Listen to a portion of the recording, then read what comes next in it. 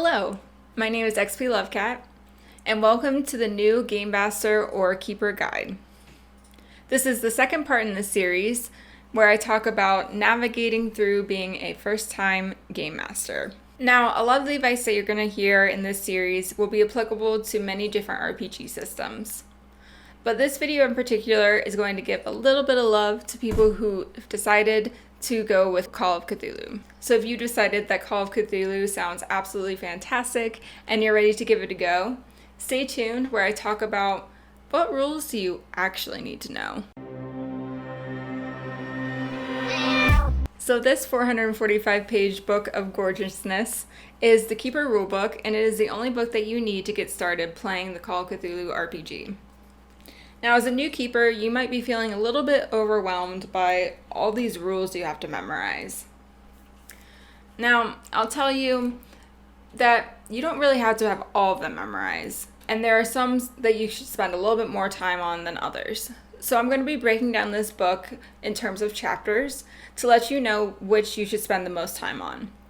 That way, when you're running your first session, you'll know that 90% of what your players run into, you'll have spent the most time on. Chapter 1 is merely an introduction to the system. So if we're trying to use our time most effectively, I would only recommend a full read of this chapter to those who have never played a role-playing game before or who know nothing about the Call of Cthulhu system. Chapter 2 includes a brief biography of H.P. Lovecraft and the Cthulhu mythos. Now, I would say you can skim this for now, or even skip it entirely until you've read some of Lovecraft's works or played a few sessions first. Chapter 3 is all about character creation. Now, as you're reading through this, just know you don't have to memorize any of these rules. The chapter is primarily there for reference, so just have it available to you when your players are making their characters. Chapter 4 is a deeper description of all the skills on the investigator sheet. Now, my recommendation for this chapter is to flip through it really fast, look at the pretty pictures, and move on. It's there specifically if you want to go and look up a skill that you don't know what it's supposed to be used for, but otherwise, you don't need to read through this whole chapter. Chapter 5 contains the core mechanics of the game. Read it, love it, read it again, and memorize what you can. You're responsible for guiding the investigators through using these core mechanics. I would also recommend that your players read this chapter so everyone at the table has a base understanding of how the game plays. Chapter 6 is all about combat. Definitely give this one a good read, but the rules are a little bit fluffy when it comes to combat in Call of Cthulhu. Particularly look out for fighting maneuvers or other actions that take time. With these two things, the possibilities for the actions that can be taken are pretty much infinite. Ooh, I found a rock. Can I throw that at the enemy? Sure. Can I befriend this cat and make him attack the enemy instead? Yeah, but it'll take at least 2 turns. Can I have a snack break? Wait, you or your character? Both. Anyway, so there are going to be times where a keeper has discretion on how the rules are going to play out and how long an action is actually going to take. The rules in this chapter won't really help you out in those instances. Combat is supposed to be descriptive and tell a story, so having too many rules bogged down the system really is going to be counterproductive to the way that Call of Cthulhu is meant to be played. My best advice for new keepers is to read through the rules, print out the combat and combat damage flowchart for easy reference, and be open to having a fun and creative time figuring out how combat flows. Chapter 7 is all about chases. Oftentimes, NPCs or PCs will be running away for some reason or another. Either they're disengaging from combat, or maybe they have a valuable piece of information that just can't get into the wrong hands. Either way, there are specific rules for when a chase ensues. Now, chases can be very exciting and even just as engaging as combat can be. But I'll be honest with you, for about the first 6 months or so of being a keeper, I didn't use these chase rules at all. It was just another set of rules that I had to memorize, and I was just trying to balance being a new keeper, learning the system, and finessing the way that I play the game. Well, I'm not going to say that you have to skip the rules for now. I'm saying that it's perfectly okay if you do. And then once you get a little bit more comfortable with the system, add them back in and have some fun with chases. Chapter 8. Oh, Chapter 8. Sanity. Or, more importantly, lack thereof.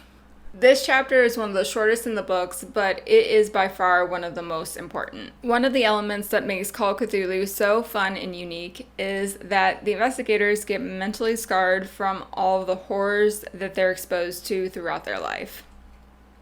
So make sure you read this chapter, then you read it again, and then you read it again before you play your first session. It's super important and a really fun element to the game. Chapter 9 contains everything you need to know regarding magic. Expecto Patronum. No, not that kind of magic. More like...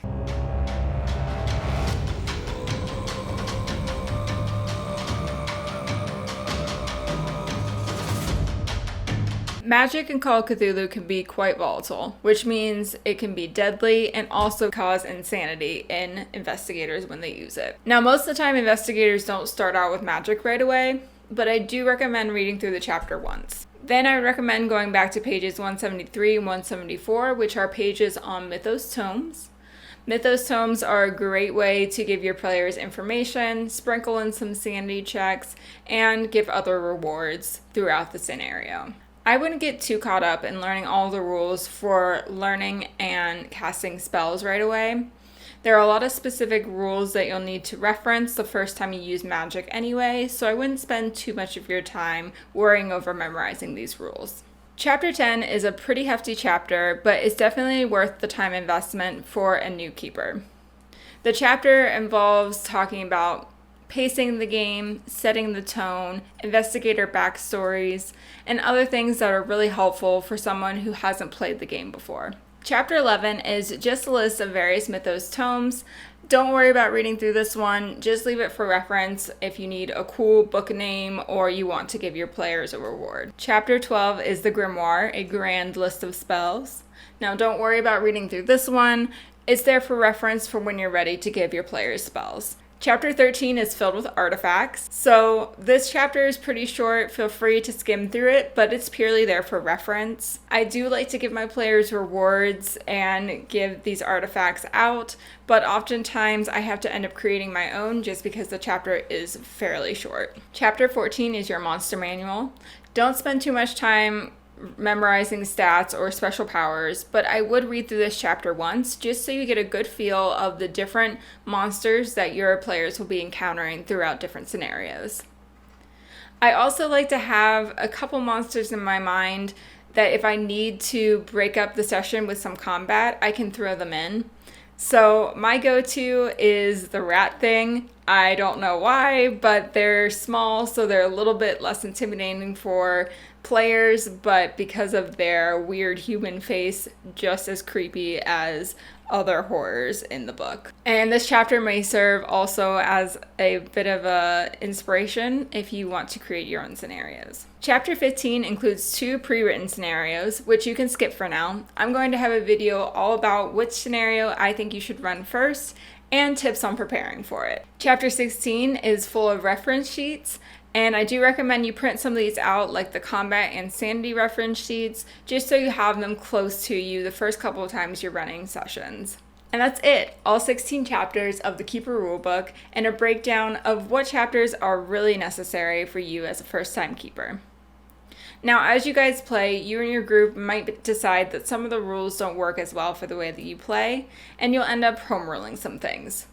Now that's perfectly fine, but I would say to run the sessions a couple times with the base rules just to get a feel for how it should play and adjust from there. Make sure to subscribe and hit the bell notification if you want to know when the next video of my new GM or Keeper series comes out. Thanks for watching. Bye.